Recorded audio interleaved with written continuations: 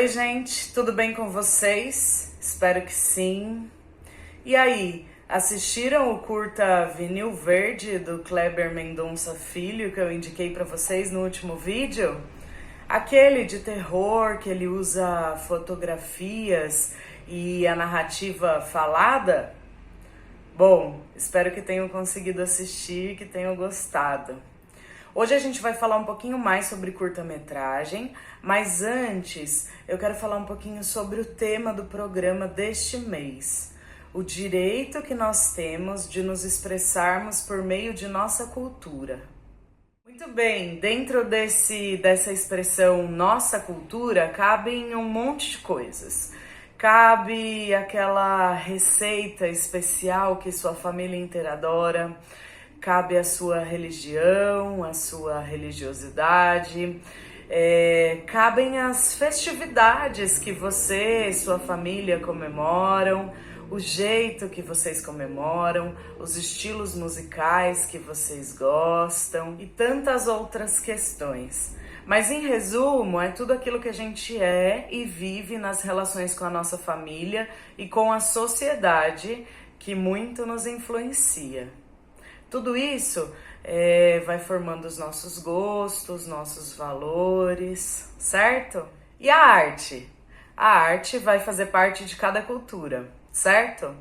Nós já conversamos aqui que a arte, com suas diversas linguagens, a dança, a música, o teatro, as artes visuais, o cinema, vão ser meios aí pelos quais os artistas e as artistas vão se comunicar e se expressar, não é? Vão retratar o seu cotidiano, a sua cultura, vão trazer as suas críticas. Por exemplo, vocês conhecem o samba e o forró, não é? Óbvio, né, Ângela?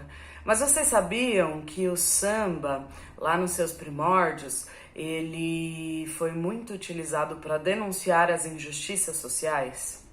E vocês sabiam que no forró falava-se muito da cultura local? E ainda, gente, nós temos muitos artistas visuais que utilizaram aí esses dois estilos musicais, o samba e o forró, nas suas obras.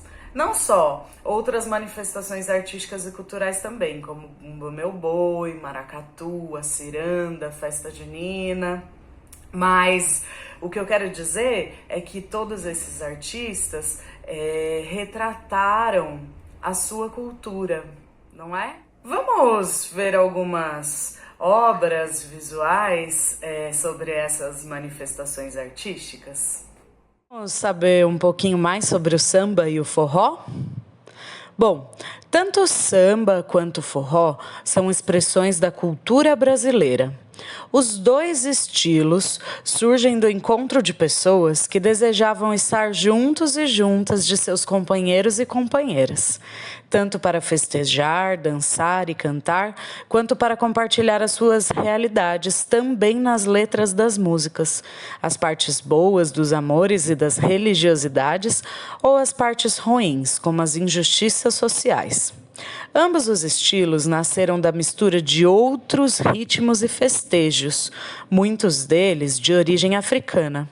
O forró é tipicamente nordestino e, até onde se sabe, o samba nasceu no Rio de Janeiro por meio de migrantes que vieram da Bahia e se reuniram em determinados pontos da cidade. Como toda expressão artística e cultural, eles foram se modificando, se misturando com outros estilos e estão aí até hoje, no Brasil e no mundo afora. Enquanto eu falava, vocês foram vendo obras de dois artistas brasileiros. Esse é o J. Borges, um artista pernambucano que fez muitas xilogravuras sobre as manifestações culturais do Brasil, do Nordeste, como o forró, o maracatu, Bumba Meu Boi. Lembra que eu falei das misturas? E esse é o Heitor dos Prazeres, um artista carioca lá do Rio de Janeiro, que pintou diversas manifestações culturais também, principalmente o carnaval, o samba. Olha que legal, gente! É muita alegria, não é? E aí, gostaram? Bom, quando a gente dança e a gente canta, a gente também está se expressando por meio da nossa cultura. E quando criamos obras visuais, desenhos, pinturas, xilogravuras, esculturas, e quando fazemos uma peça de teatro, e quando fazemos um curta, sim, não é? Já pensaram em fazer um curta sobre o estilo musical preferido de vocês? Será que a gente podia dizer que esse mini vídeo que eu trouxe essas obras e fui contando um pouquinho da história poderia ser um mini documentário? Talvez eu poderia ter explorado mais a história ou então as obras, trazido um pouquinho da história dos artistas, mas até que poderia ser, não poderia? Vocês lembram quando o Raul e a Tati estiveram aqui com a gente e falaram sobre a possibilidade de fazer um curta de ficção ou um curta documentário? Então, por que não? Por que não fazer algo que está presente aí no dia a dia de vocês?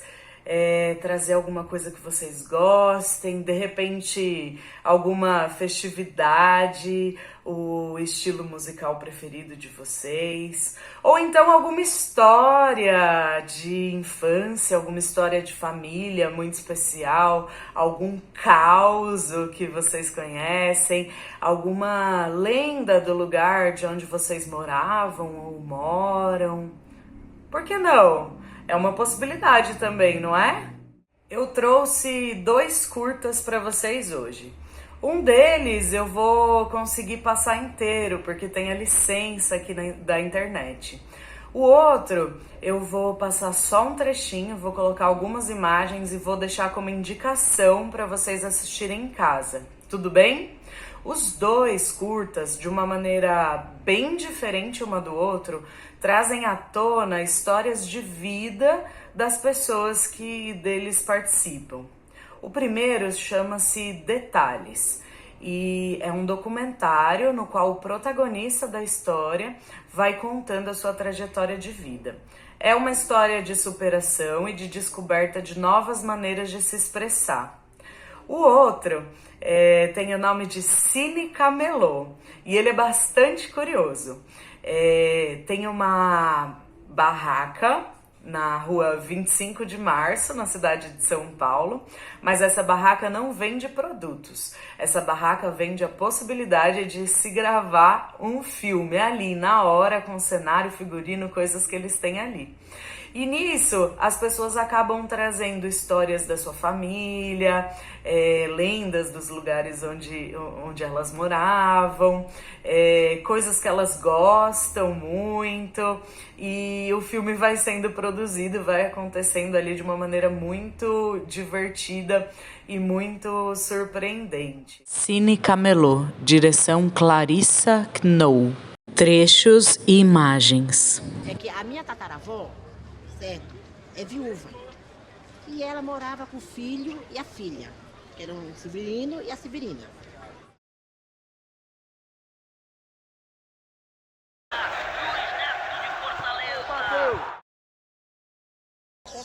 Você é daqui de São Paulo?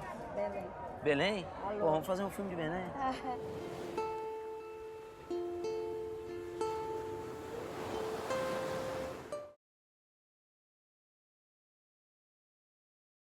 Para assistir, digite no Google Curtaflix Cine Camelô e aproveite.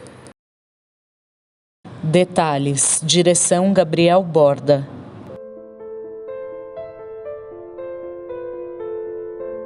Eu estou tetraplégico desde 1991. Numa fase da minha vida que ocorreu esse acidente, toda a minha vida estava muito ligada à liberdade e autonomia. Uma vez que eu era desenhista gráfico, gostava de praticar esporte, gostava de viajar e tinha muitos projetos de vida. E todos eles tinham a ver com liberdade física. De repente, subi numa cachoeira, uma coisa que eu gostava de fazer. Mergulhei naquela árvore, em Casimiro de Abreu, bati de cabeça no banco de areia e perdi todo o movimento do pescoço para baixo. Eu não gosto de depender. E de repente a minha vida estava totalmente ligada a isso, a dependência, né? 3 anos após o meu acidente, isso em 93 para 94, eu tive um presente de Deus que foi a oportunidade de ver um outro deficiente físico pintando com a boca na televisão. Na hora eu pedi que me colocasse na cadeira de roda, improvisamos o material todo necessário, comecei a desenhar com a boca e posteriormente comecei a pintar também. Inicialmente aquilo para mim foi apenas uma terapia, mas com o tempo fui percebendo que aquilo poderia me devolver uma autonomia e o controle da minha vida, me colocar em contato com a minha liberdade, uma coisa que eu prezava muito, né? E aquilo era um desafio todos os dias.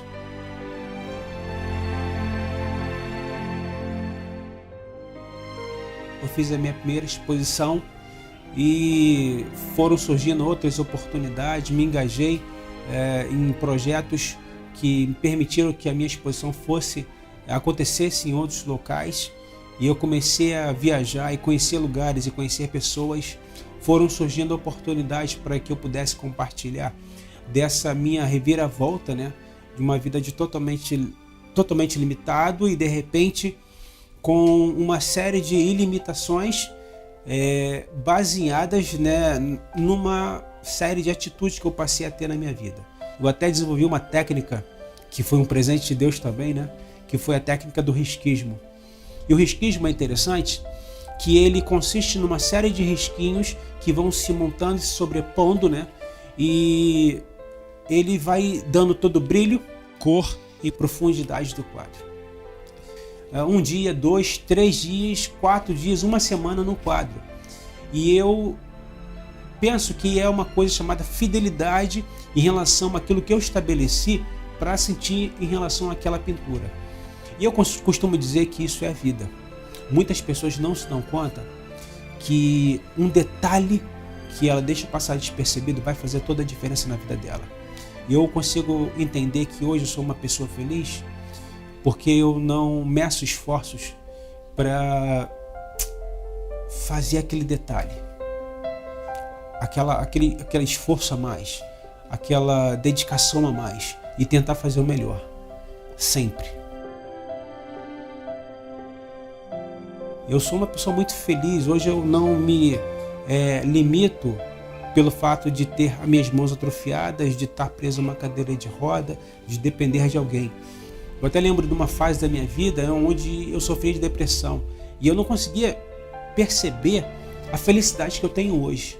Se eu hoje tenho amigos, se hoje eu sou casado, se hoje eu tenho pessoas que me querem bem, pessoas que eu quero bem, que eu busco fazer a diferença na vida delas, é porque eu consigo ser feliz. Eu sou uma pessoa sem limite. Eu sem limite para viver, sem limite para sonhar e, acima de tudo, concretizar. Eu só tenho essa vida, eu não tenho outra. Eu só tenho esse momento para viver. E eu tento viver ele, sabe, na sua plenitude. Eu consigo sorrir, consigo falar com verdade, eu consigo olhar com verdade. Apesar das limitações, eu consigo entender que a minha vida ela é especial. E ela vai continuar sendo especial enquanto eu existir nesse mundo.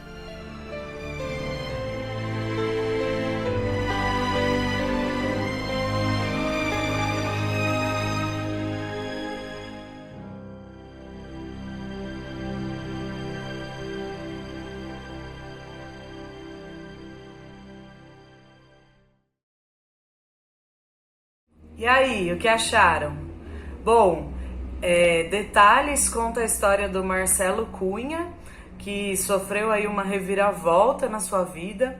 Sem dúvida deve ter sofrido bastante, mas foi encontrando novas possibilidades, novas maneiras de se expressar por meio da pintura, certo?